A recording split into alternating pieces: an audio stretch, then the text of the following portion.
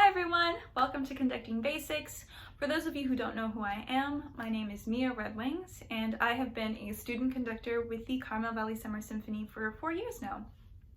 Before I get started with the video, I just wanted to say thank you so much to everyone who's joining us this week.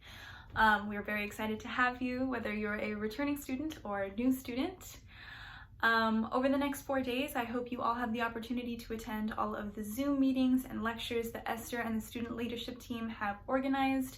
There are going to be quite a wide range of topics that are covered, and even if you don't think that something really pertains to the point that you're at right now in your life, whether that be musically or academically, I still highly encourage you to attend everything, as the information will likely come in handy to you at some point in the near future. A little bit about myself. I am a multi-instrumentalist, primarily a violinist, alumni of the San Diego Youth Symphony, and a rising freshman at the University of California, Irvine. I've been studying conducting for about 5 years now. I've been taking private lessons. In addition to that, I have been to a variety of seminars here in California, and this year I attended the Curtis Young Artist Summer Program as a merit scholar in the conducting program, and I was also supposed to attend the Boston University Tanglewood Institute, but as some of you may know, that was canceled this year due to the virus. All right, so today I'll basically just be going over an introduction to conducting, covering topics like who is the conductor, what does the conductor do, how to basically set up a foundation as a conductor with your technique, so how to stand correctly, how to have the correct posture, how to hold a baton, and I'll also be going over a beat pattern towards the end of this video that you can all practice at home. Don't worry, you will not need a baton for this exercise. You can use a pencil, or you're more than welcome to just not use anything at all. Empty hands are perfectly fine. So all right. Without further ado. So, one of the first things we have to ask ourselves is, what is a conductor? What do they do? What's their purpose in an orchestral setting? And in the most basic of terms, conductors beat time. Our entire job is comprised in the ability to indicate the right tempo. We use our right hand to hold a baton, set the tempo, and control it thereafter, to signify the beginning of a new bar, and deal with other matters of timing that help to keep an ensemble together. But of course, we're not just metronomes. That's what metronomes are for. Our job is also to convey an interpretation unique to ourselves as musicians. The conductor is there to bring a musical score to life, communicating our own sense of work through an individual language of gestures, which might help to sculpt the musical line, bring out nuances, emphasize certain musical aspects while controlling others, and essentially to reimagine an old piece anew.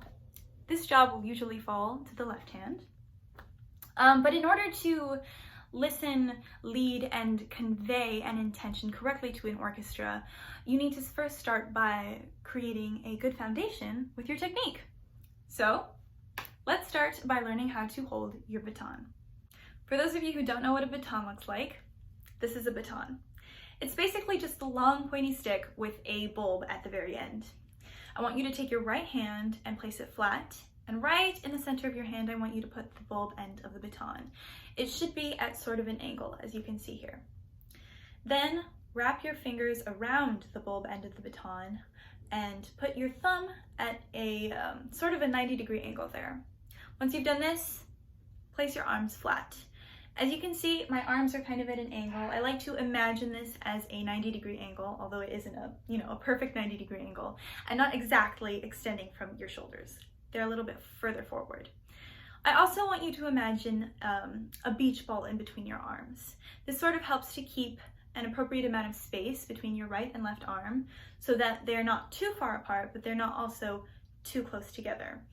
I've run into issues in the past where my arms have gotten too close together, and then at that point it's hard for the orchestra to understand what you're trying to show them, as the pattern, kind of gets lost. I think you'll all agree with me when I say that first impressions are incredibly important.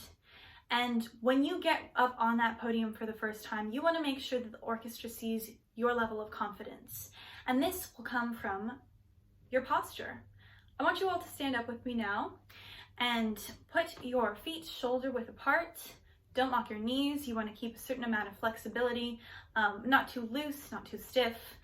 Make sure you keep your hips directly over your feet. Don't sit into one. This kind of makes you look like a little bit too relaxed, which is not, the attitude that you're trying to convey. Expand your rib cage, keep your sternum high, roll your shoulders back, and keep your chin nice and horizontal. You don't want it too high or too low. You want to make sure that you're able to, at any point, look at any member of the orchestra from the string section right in front of you to the brass section in the back. So now that we've talked about how to hold the baton correctly and how to have good posture, let's work on a one pattern. Place your right hand flat, the bulb of the baton right in the palm of your hand like we discussed earlier. Wrap your fingers around the baton with your thumb at a 90-degree angle and place your arms flat. Every time the baton comes down, and just copy my motion, if you're working along with me, it should come down to the same point. This way it doesn't confuse the musicians into thinking that you're going to start working on a different pattern. It always comes down to the same point, which we call the ictus. As I'm doing this, I'm also going to turn to the side so you have another view. You may notice that I'm clicking, there's a little bit of a clicking motion in my elbow, and that's because I'm tensing the muscles a little bit every time, just so that it's a little bit more apparent where the ictus is every time I come down for the beat. All right, so that pretty much sums up my conducting basics video. I hope it gives you all a nice strong foundation to work with if you're really considering studying conducting, or even if you're not. This is really great stuff to learn. Please reach out to me at any point in time if you have questions about this video, or if you want me to clarify anything that I talked about. I am more than happy to do so. Thank you so much for joining me today. I hope to see some of you at our live Q&A sessions this week. Thank you.